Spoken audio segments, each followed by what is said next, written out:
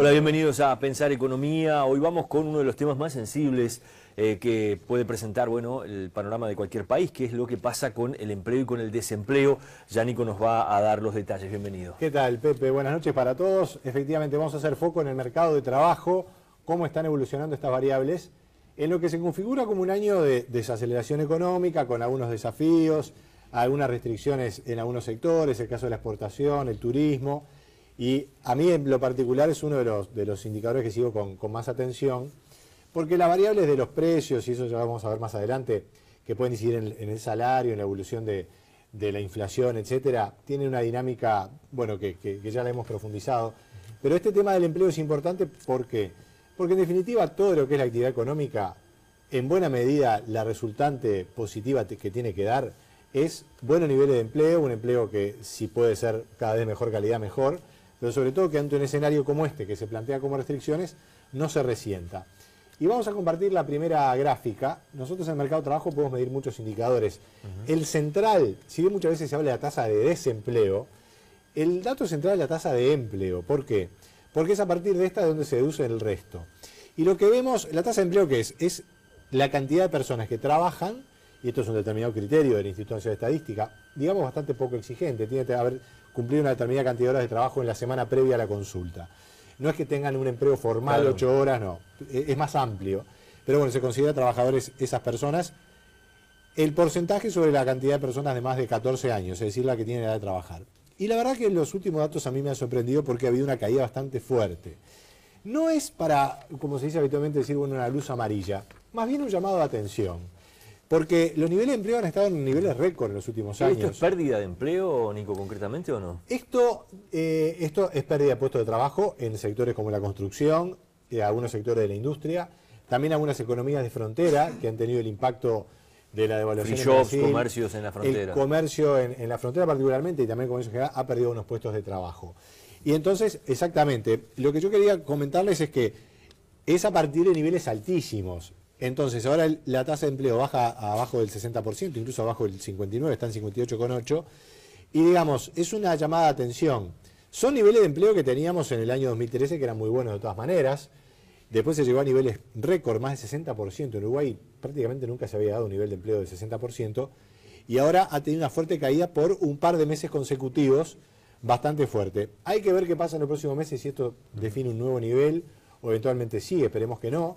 Vamos a tener menor empleo en la construcción, seguramente en el comercio, en algunos otros sectores. Hay que ver si la industria puede recomponer y otros sectores. Pero todo indica que es un nivel de empleo menor. Ahora, claro, vamos a la siguiente gráfica y lo que vamos a ver es que la tasa de desempleo... Que por lo general, ¿cómo se presenta la información sobre estos indicadores? Claro, ¿por qué se presenta? Bueno, porque refleja a la gente que está más complicada, que quiere trabajar y no puede. Que según la estimación, hoy son unas 125.000 personas, aproximadamente. 126.000 en términos redondos. Ahora, ¿por qué no si bien ha aumentado al caer el empleo, aumenta el desempleo? Pero no tanto, ¿por qué? Porque también bajó la tasa de actividad, es decir, la gente que ofrece su trabajo. Es decir, hay menos personas buscando trabajo, entonces hay menos personas buscando, hay menos empleo, la tasa de desempleo tiende a estabilizarse, aunque hay una leve tendencia al alza en los últimos meses. No es significativa todavía, pero hay que vigilarlo. Siguen siendo números históricos, como decías recién, ¿no? Digo, porcentajes que muy bajos. Estamos muy bajos por el 6%, ¿no? Llegó a estar incluso, ahí está, por abajo del 6% en el momento, llegó a mínimos de 5 y pico. Yo diría que a ese nivel incluso, para analizar los antecedentes de la economía uruguaya, era más bien síntoma muy bueno por un lado, pero de cierta preocupación porque un desempleo tan bajo genera mucha inflación también. Siempre se necesita un cierto nivel de desempleo para que refleje el ir y venir de los trabajadores buscando nuevas oportunidades, etcétera. Ahora, vamos a pasar al otro plano. Cambiamos el enfoque y seguimos hablando de trabajo claro, duda, ¿no? Porque están los niveles de empleo y de desempleo, pero también, cuál es el ingreso de los trabajadores. Y allí los últimos datos, yo lo que hice fue para compartir con los televidentes este cuadro que ilustra las variaciones de todos los índices en los últimos 12 meses a marzo. Tomando la última actualización del índice medio de salarios, que es el primer dato que ven allí, el índice medio de salarios subió 11,4% en términos corrientes, promedio. Acá hay gente que ha aumentado más, gente que ha aumentado menos, gente que le han pagado solamente por la inflación, un 8%, o menos incluso, y gente que ha tenido más aumento. Pero el promedio de la economía da 11,4%. Como la inflación fue 7,6% a marzo, el salario real tiene un aumento de 3,6%, que la verdad que sigue siendo interesante, sigue un aumento importante, El salario medio real de la economía, esto descontada la inflación, está en sus mayores niveles del año 76. Hay que irse 40 años para atrás para ver en la economía niveles de salario tan altos. ¿Y qué pasa? Porque los trabajadores, generalmente, ¿qué pasa con el dólar? Bueno, una cosa es la inflación, otra cosa es el dólar. Con la inflación el salario viene ganando. Viene ganando. Contra el dólar, y bueno, ahora casi que está empatando, incluso ha tenido un gol en contra, porque el dólar ha subido más. Yo he comentado aquí que esto es un buen síntoma de la economía, ya vamos a ver por qué. Pero el salario en dólares quiere decir que si el dólar subió un poquito más que el salario nominal, el salario en dólares, al medirlo en dólares, bajó un poquito, un 1%. Pero esto es lo que pasó el último año. Vamos en la siguiente gráfica a ver las cosas con un poquito más de amplitud, con un poquito más de plazo en el tiempo.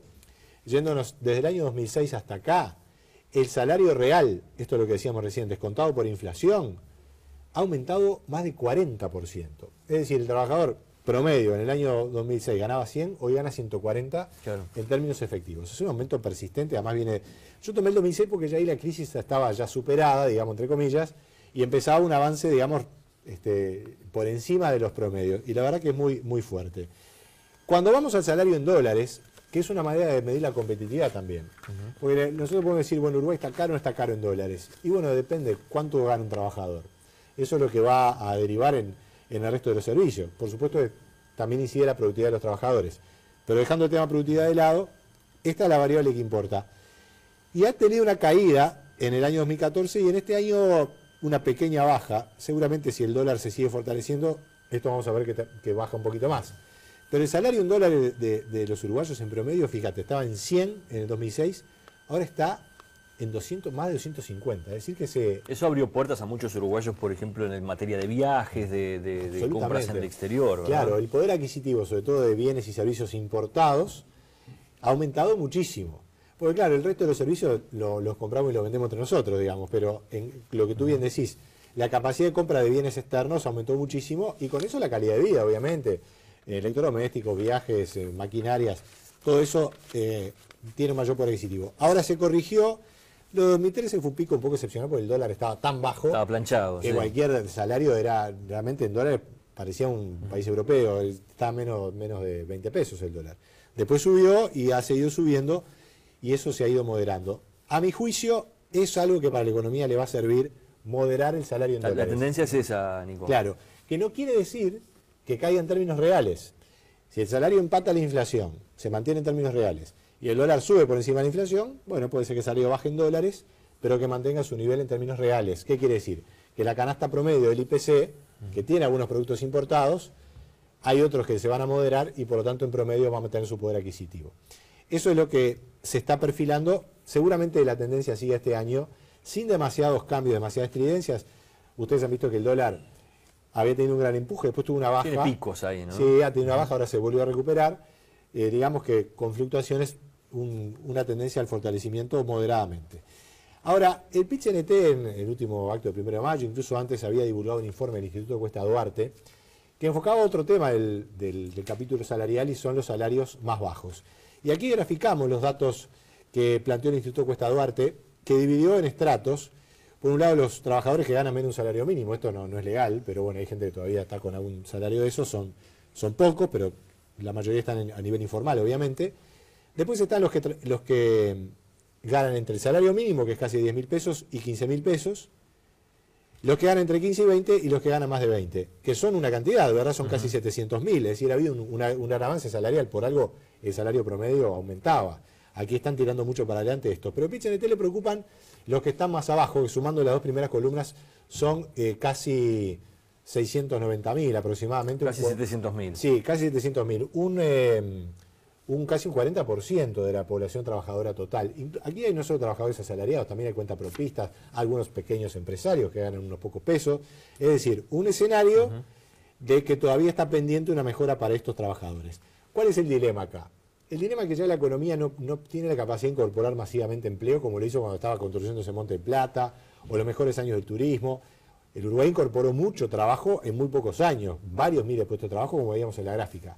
Ahora eso es más complicado, por lo tanto el dilema también viene siendo, si bien hay una necesidad evidentemente que la gente pueda ganar más, cómo se sostienen todos los puestos de trabajo, porque si hay alguna pérdida es difícil hacer las dos cosas al mismo tiempo.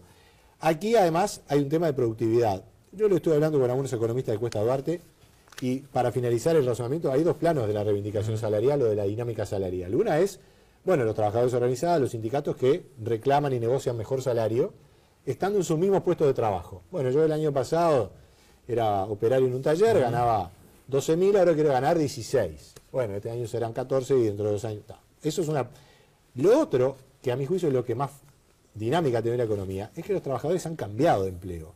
O mejor dicho, en promedio ha habido una gran dinámica de renovación de los puestos de trabajo.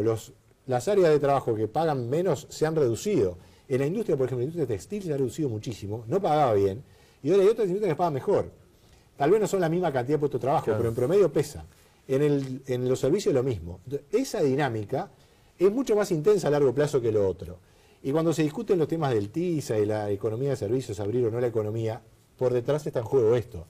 Si Uruguay se anima o no a abrir esa economía para valorar y dinamizar más los sectores que pagan mejor y hacer que, bueno, los otros sectores que se basan en salarios bajos tengan una menor presencia. Gracias, Nico. Encantado. Los esperamos la semana que viene aquí en Pensar Economía.